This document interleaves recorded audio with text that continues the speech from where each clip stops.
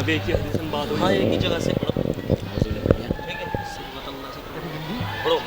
سب ایک ہی حدیث میں آخر کی دعائیں پڑھو گا ساتھ پڑھو. أعوذ بالله من الشيطان الرجيم. بسم الله الرحمن الرحيم. كلوا وتمتعوا قليلا إنكم مجرمون. ويل يومئذ للمكذبين.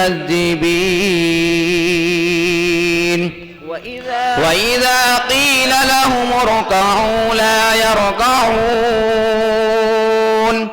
ويل يومئذ للمكذبين. فبأي حديث بعده يؤمنون. صدق الله العظيم.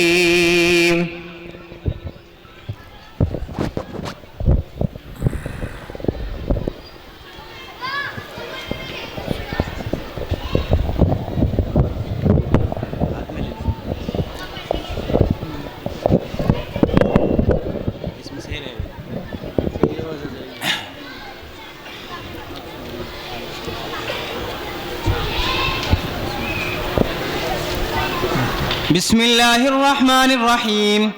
الحمد لله الذي أنعم علينا بإنزال الكتاب على النبي الأمين وفضلنا على كثير من العالمين وبعث رسوله المصطفى الذي أيدنا بالهداية إلى دعائم الدين المتين ودعانا إلى العلم والحكمة بعدما كنا من قبل لفي ضلال مبين. لك الحمد يا ربنا أبلغ الحمد وأكمله وأزكى الثناء وأشمله. لا أحصي ثناء عليك أنت كما أثنيت على نفسك وأنت سبحانك غني عن العالمين. اللهم صل وسلم وبارك صلوات زاكية وتسليمات عالية وبركات دائمة على النبي الأمي الذي آتيته علم الأولين والآخرين وأتممت به النعمة وأكملت به الدين وجعلته سيد المرسلين وخاتم النبيين وعلى آله الطيبين الطاهرين وأصحابهم النصحاء والأمناء الهداة المكرمين المهديين الراشدين الذين رفعوا غايات الإسلام ومنار السنة بسنج اليقين.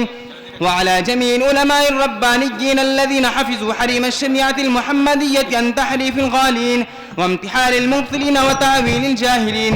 خصوصا على الفقهاء والمحدثين الذين نزهوا كلام سيد المرسلين عن سيف المخلطين المدلسين وافزحوا وجوه الشك بكشف النقاب عن وجه اليقين بفضل رب العالمين. أما بعد فإن أصدق الحديث كتاب الله تعالى وأحسن الهدي هدي سيدنا محمد صلى الله عليه وسلم وخير الأمور أوازمها وشر الأمور محدثاتها وكل محدثة بدعة وكل بدعة ضلالة وكل ضلالة في النار. قال حدثنا شيخ الأجل المفتي عبد الصمد حفظه الله تعالى ورعاه في الدارين رئيس المدرسة وشيخ الحديث بها.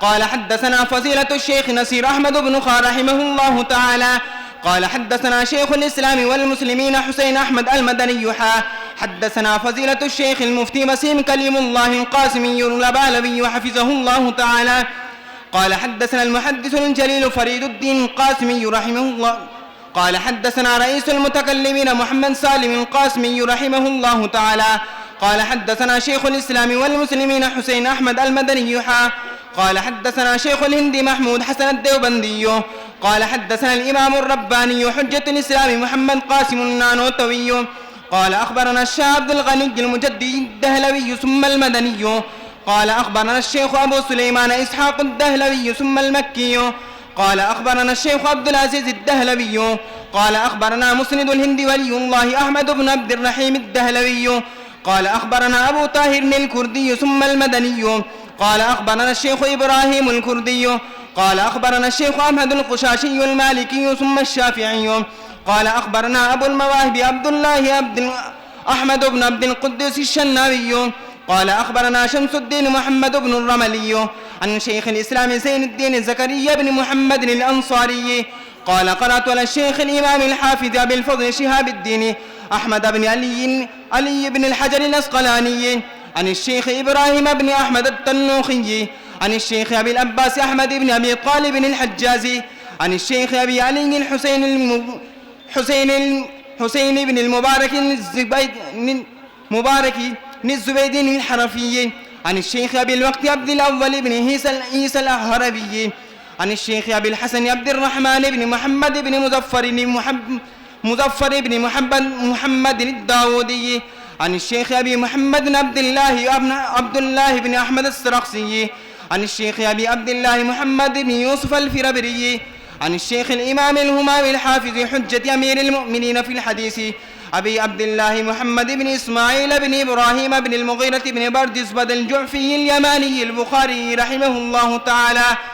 نفعنا الله تعالى بعلومكم وعلوم هؤلاء العلماء الربانيين آمين يا رب العالمين. أنه قال: باب قول الله تعالى: ونزع الموازين القسط اليوم القيامة وأن أعمال بني آدم وقولهم يوزن. وقال مجاهد: القسطاس والعدل بالرومية. ويقال القسط مصدر المقسط وهو العادل، وأما القاسط فهو الجائر.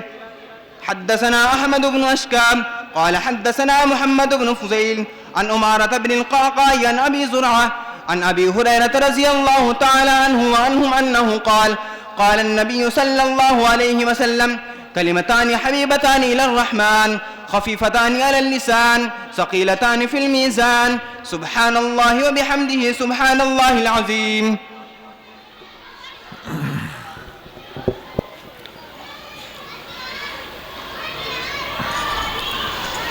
الحمد لله نحمده ونستعينه ونستغفره ونؤمن به ونتوكل عليه ونعوذ بالله من شرور أنفسنا ومن سيئات أعمالنا، من يهده الله فلا مضل له ومن يضلله فلا هادي له، ونشهد أن لا إله إلا الله وحده لا شريك له، ونشهد أن سيدنا ومولانا محمدًا عبده ورسوله صلى الله عليه وعلى آله وأصحابه وسلم تسليمًا كثيرًا كثيرًا.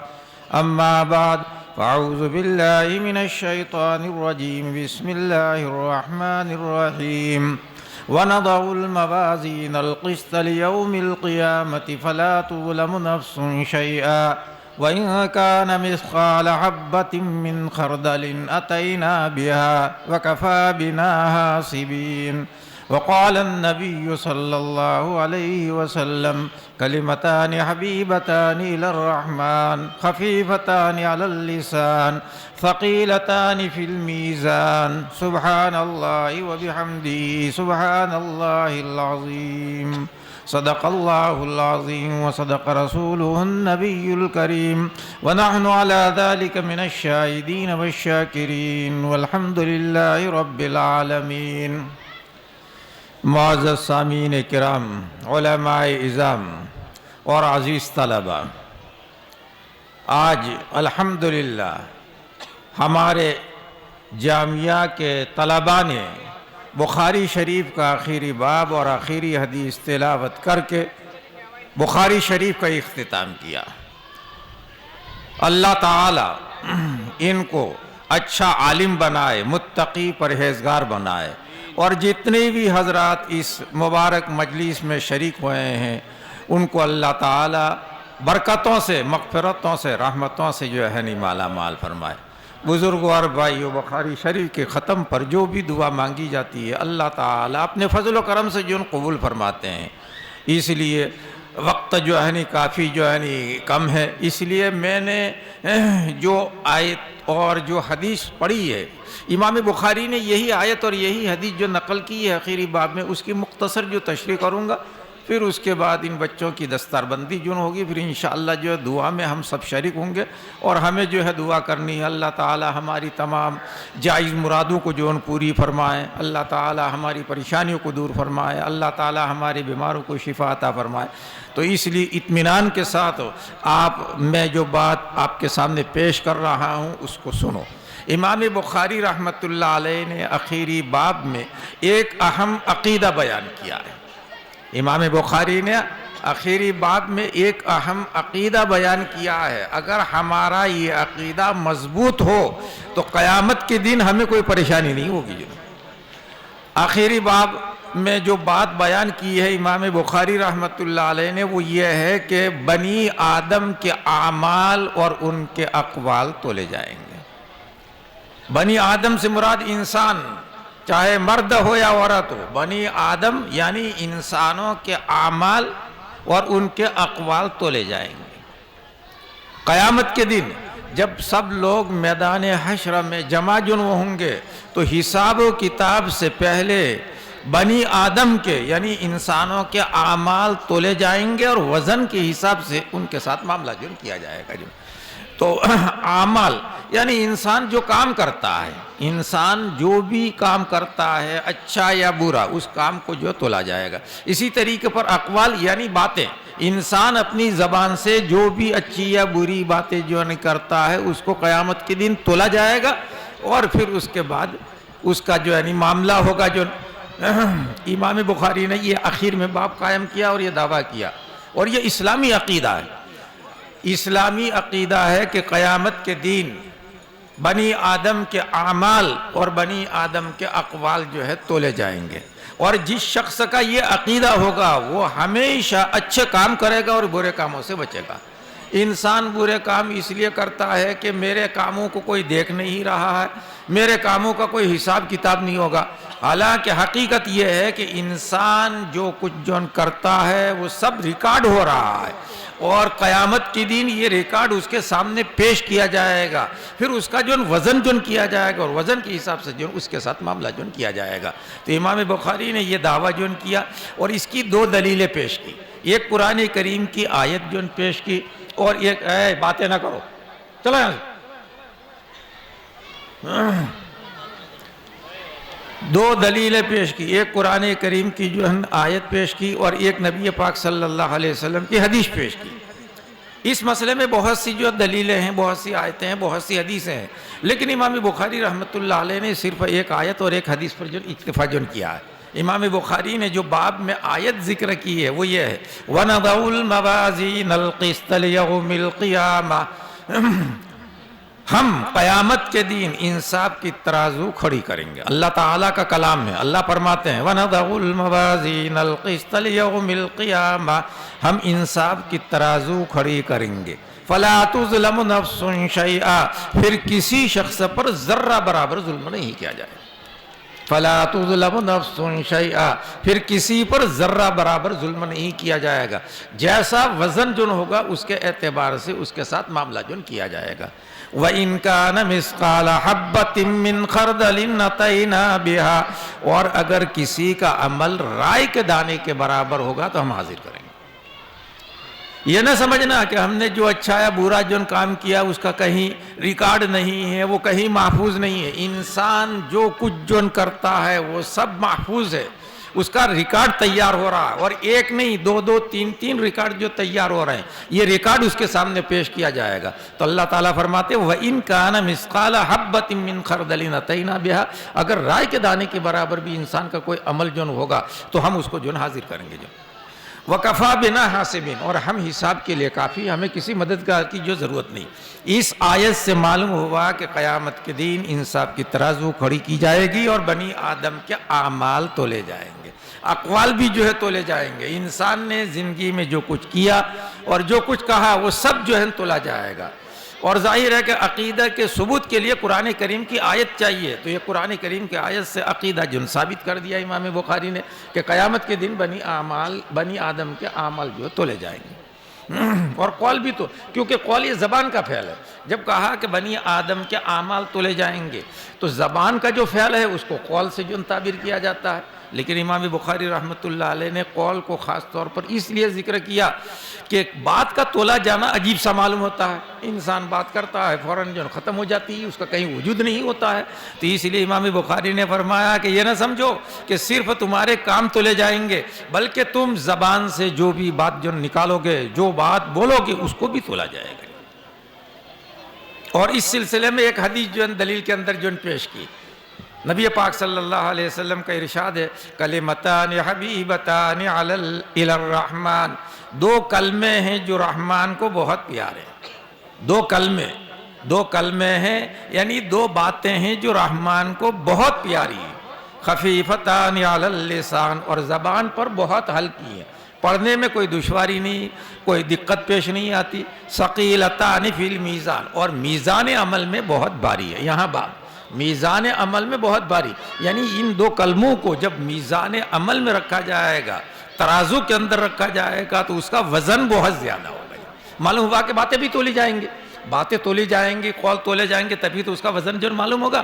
تو ثقیلتان فی المیزان سے معلوم ہوا کہ انسان زبان سے جو باتیں کرتا ہے اس کو بھی جو تولا جائے گا۔ اب وہ دو باتیں کیا ہیں، وہ دو کلمے کیا ہیں؟ پہلا کلمہ تو ہے سبحان اللہ و بحمدہ، اور دوسرا کلمہ ہے سبحان اللہ العظیم۔ پہلا کلمہ ہے سبحان اللہ و بحمدہ، اور دوسرا کلمہ ہے سبحان اللہ العظیم۔ یہ دو کلمے ہیں، اور دونوں کلموں کا مطلب ایک ہی، دو کلمے ہیں لیکن دونوں کا مطلب ایک ہی۔ جو مطلب سبحان اللہ و بحمدہ کا ہے وہی مطلب سبحان اللہ العظیم کا۔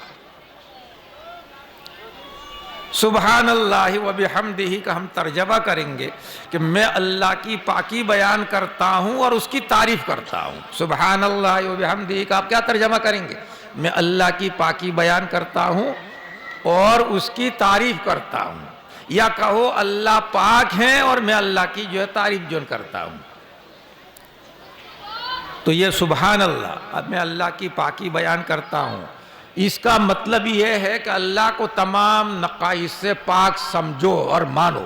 اللہ کو تمام نقائص سے پاک ماننا ضروری ہے۔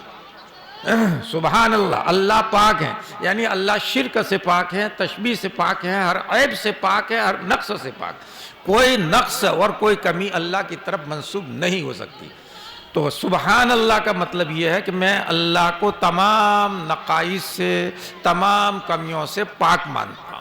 یہ اسلامی عقیدہ ہے، یہ ہمارا عقیدہ ہونا چاہیے۔ سبحان اللہ کا مطلب سمجھے نہیں سمجھے؟ میں اللہ کو تمام نقائص سے پاک مانتا ہوں، شرک سے پاک مانتا ہوں، تشبیہ سے پاک مانتا ہوں، ہر عیب اور ہر نقص سے پاک مانتا ہوں۔ اور وہ بحمدہ کا مطلب یہ ہے کہ میں اللہ کو تمام کمالات کے ساتھ متصف مانتا ہوں۔ تعریف کس کی جاتی ہے؟ تعریف اس کی جاتی ہے جس کے اندر کوئی کمال ہو، جس کے اندر کوئی خوبی ہو۔ جس کے اندر کوئی کمال نہیں، جس کے اندر کوئی خوبی نہیں، اس کی تعریف نہیں کی جاتی ہے۔ تو میں اللہ کی تعریف کرتا ہوں، یعنی میں اللہ کے لیے تمام کمالات کو ثابت مانتا ہوں، اللہ کو تمام خوبیوں کے ساتھ، تمام کمالات کے ساتھ متصف مانتا ہوں۔ تو یہ ہے تقاضا جو ہے الحمدللہ کا، کہ میں اللہ کو تمام کمالات کے ساتھ متصف مانتا ہوں۔ اور سبحان اللہ کا کیا مطلب ہے؟ میں اللہ کو تمام نقائص سے پاک مانتا ہوں۔ میرے عزیزوں اور بزرگوں، اس میں اللہ کی مکمل معرفت، اللہ کی مکمل معرفت یعنی اللہ کو نقائص سے پاک ماننا اور اللہ کو تمام خوبیوں کے ساتھ، کمالات کے ساتھ متصف ماننا، اسی کا نام جو ہے ایمان ہے۔ تو اس میں اللہ تعالیٰ کی معرفت ہے، اس لیے اللہ کو یہ کلمہ بہت زیادہ پسند ہے اور بہت پیارا ہے۔ اور سبحان اللہ العظیم کا بھی یہی مطلب ہے۔ سبحان اللہ کا تو وہی مطلب ہے جو پہلے میں سبحان اللہ ہے، میں اللہ کو تمام نقائص سے پاک جو مانتا ہوں، اللہ کو تمام نقائص سے جو پاک مانتا ہوں۔ اور عظیم، میں اللہ کو تمام نقائص سے پاک مانتا ہوں جو عظیم الشان ہے۔ عظیم الشان کون ہوگا؟ جس کے اندر کوئی خوبی ہوگی، جو کمال ہوگا۔ تو جو مضمون وبحمدہ کے ذریعے سے پہلے کلمے میں ادا کیا تھا، وہی مضمون عظیم کے ذریعے سے دوسرے کلمے میں ادا کیا گیا۔ چاہے سبحان اللہ وبحمدہ کہو، چاہے سبحان اللہ العظیم جن کہو، دونوں کلموں کا مطلب ایک ہے۔ لیکن میرے بزرگوں اور بھائیوں، اس کے مطابق آپ کا عقیدہ ہونا چاہیے۔ زبان سے آپ سبحان اللہ کہتے ہیں اور اللہ کو نقائص سے پاک نہیں مانتے، یا زبان سے الحمدللہ کہتے ہیں اور اللہ کو خوبیوں کے ساتھ متصف نہیں مانتے ہیں، تو سبحان اللہ اور الحمدللہ کا فائدہ نہیں ہوگا۔ اس میں وزن کب پیدا ہوگا؟ جب آپ کا عقیدہ اس کے مطابق ہوگا۔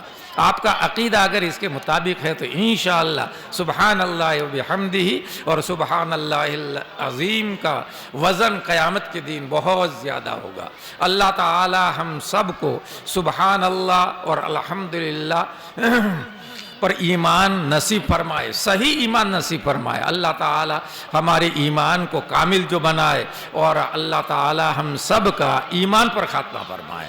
اللہ تعالیٰ امام بخاری کو اور جتنے بھی اساتذہ نے بخاری شریف کی جو ہے تدریس جو ہے دی ہے اور دوسری حدیث کی کتابیں پڑھائی ہیں، اللہ تعالیٰ سب کو جزائے خیر عطا فرمائے۔ جن راویوں کے ذریعے سے بخاری شریف کی حدیث ہمیں پہنچی ہے، اللہ تعالیٰ ان کی قبروں کو نور سے منور فرمائے، ان کو ہر طرح کی ترقیوں سے جو ہے مالا مال فرمائے۔ اللہ تعالیٰ ان کو جنت الفردوس کا وارث بنائے۔